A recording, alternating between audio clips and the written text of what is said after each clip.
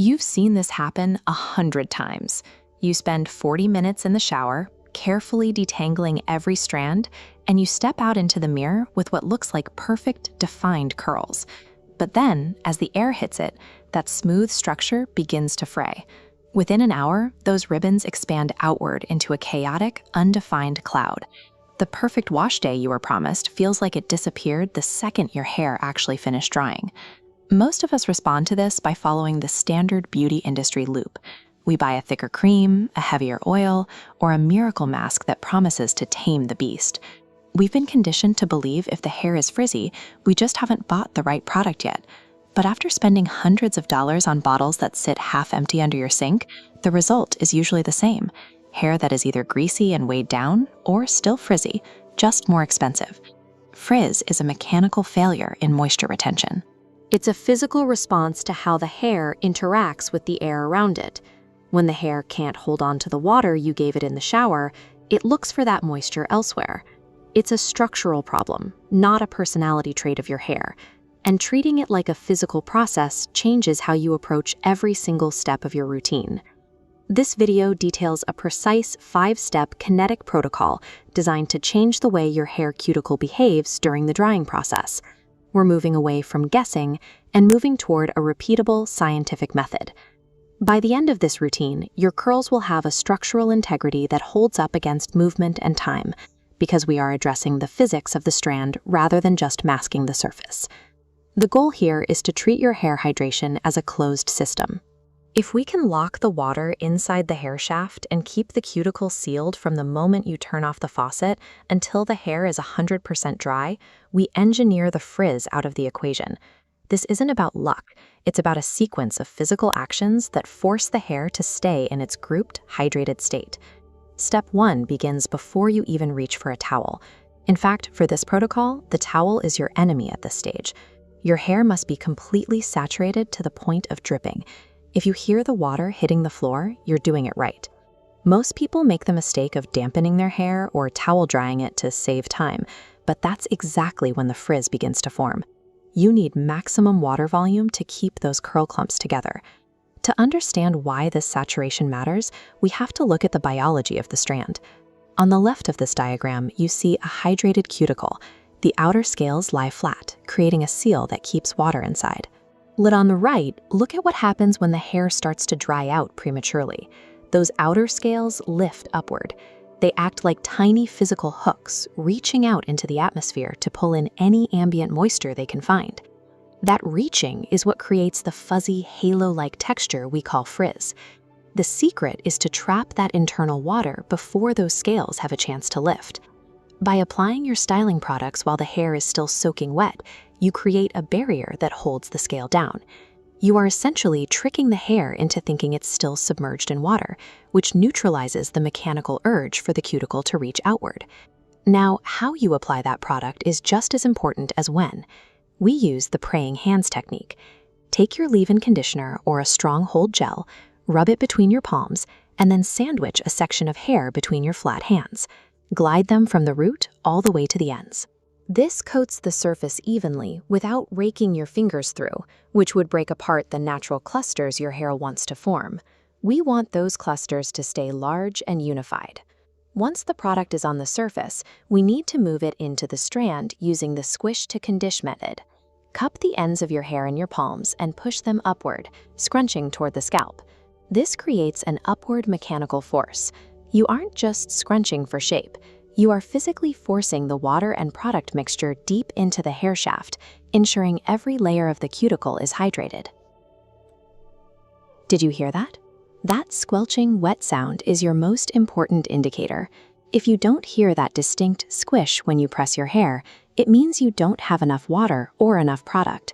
That auditory feedback is the proof that you've successfully created a saturated emulsion that will keep the hair locked in place as it dries.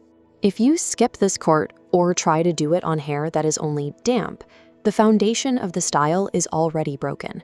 You can't fix a lack of internal moisture once the hair has begun to air dry. Securing this moisture lock now is the only way to ensure the subsequent steps actually work. If this science-based approach is making sense, hit that like button and subscribe. It helps the channel reach more people struggling with their curls. Now that the hair is saturated and product locked, we have to deal with the weight. Dripping wet hair is heavy, and that weight can pull the curls flat. We use the microplop to fix this. Take a proper fabric and gently press it into the hair, moving upward to soak up the excess water. You are removing the weight, but you are doing it with zero horizontal movement, no rubbing, no shaking. The fabric you choose is a make or break decision. Look at this microscopic view. On the left is a standard terry cloth bath towel. It looks like a field of jagged, aggressive hooks. On the right is a flat woven microfiber or a simple cotton t-shirt. It's almost entirely smooth. When you use a standard towel, those tiny fabric loops catch on your hair cuticles like Velcro. Even a tiny bit of friction as you scrunch will tear at the scales of your hair, instantly breaking the hydration lock we just worked so hard to create. Using a smooth surface ensures the water leaves the hair, but the cuticle stays flat and the curl clumps stay intact. Once the excess water is out, we move to the drying phase. This is where most people lose the battle. We use the hover diffuse protocol. Turn your dryer to low heat and low airspeed. High heat can flash dry the hair too quickly, causing the cuticle to snap open, and high airspeed will simply blow the curls apart before they've set. There is one rule during this phase: do not touch the hair. Do not put the plastic diffuser claws into your curls yet. Just hover the dryer 2 or 3 inches away from your head, moving it in a circular motion. If you shove the diffuser into the wet hair, you are manually displacing the strands and forcing them to dry in a disorganized way. The transition from wet to dry is when your hair is at its most vulnerable. If you agitate the hair or touch it with your fingers while it's still damp, you will create a layer of frizz that ruins the entire set. You aren't damaging the hair itself, but you are breaking the cast before it has a chance to harden, meaning you'll have to re-wet the hair and start over if you want that smooth finish. You must maintain this strict hover protocol until the external structure of the hair feels firm to the touch. You'll notice the hair starts to look a bit shiny and frozen. That's a sign that the product is setting. Only once the outside is set can you gently use the diffuser to scrunch upward to finish the drying process. Physical restraint is the hardest part of this routine, but it's the most important. By not touching the hair while it's drying, you are protecting the structural integrity of every single curl. You are allowing the science of the product and the water to do the work for you. When your hair is 100% dry, you're going to notice something that might feel wrong. Your hair will be stiff, it will feel crunchy, and it might even look a little bit wet or greasy, even though it's bone dry. Most people panic here and think they used too much gel or that the routine failed, but that stiffness is exactly what we want. This is called a gel cast. Think of it as a temporary protective coating. It held your hair in place against the airflow of the dryer and the humidity in the room. It's a sign that you successfully locked the moisture in and kept the cuticle flat during the most dangerous part of the drying process. Now we move to the final phase, releasing the curls.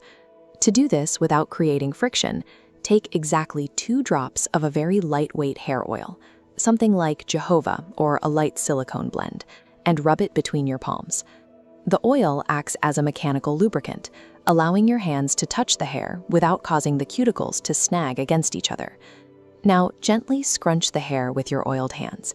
You are shattering the cast. As you apply that light pressure, the stiff, glassy outer shell fractures and crumbles away. Underneath, you'll find a soft, moving, coiled structure that is perfectly defined. This controlled destruction of the cast is the reveal. You've kept the hair protected until the very last second, and now that the internal structure is set and dry, the hair can't frizz. You've revealed an engineered frizz-free curl that is soft to the touch, but structurally sound. Look at the difference. There's no halo of fuzz. Every curl has a high-definition structural integrity that looks consistent from root to tip. Because you didn't break the clumps during drying, the hair looks thicker and more organized. It is important to be realistic. This routine doesn't make your hair invincible. Extreme environmental variables, like a 90% humidity day, or the underlying health of your hair, like bleach damage or heat styling, will still play a factor in how long the style lasts. If your hair is severely damaged, it might take a few weeks of this protocol for the cuticles to start behaving consistently. However, by following these kinetic steps, you create a robust, resilient baseline. You're no longer at the mercy of good or bad hair days. You're using a repeatable system that works for almost any curl texture, relying on the physics of water and the mechanics of the hair cuticle. The results you see in viral videos aren't usually the result of a genetic lottery. They are the direct payoff of a strict mechanical routine. Stop guessing which product will fix your frizz and start managing the way your hair dries. If you tried this, comment below. I want to hear about your squish results. Don't forget to subscribe for more deep dives into the science of beauty. I'll see you in the next one.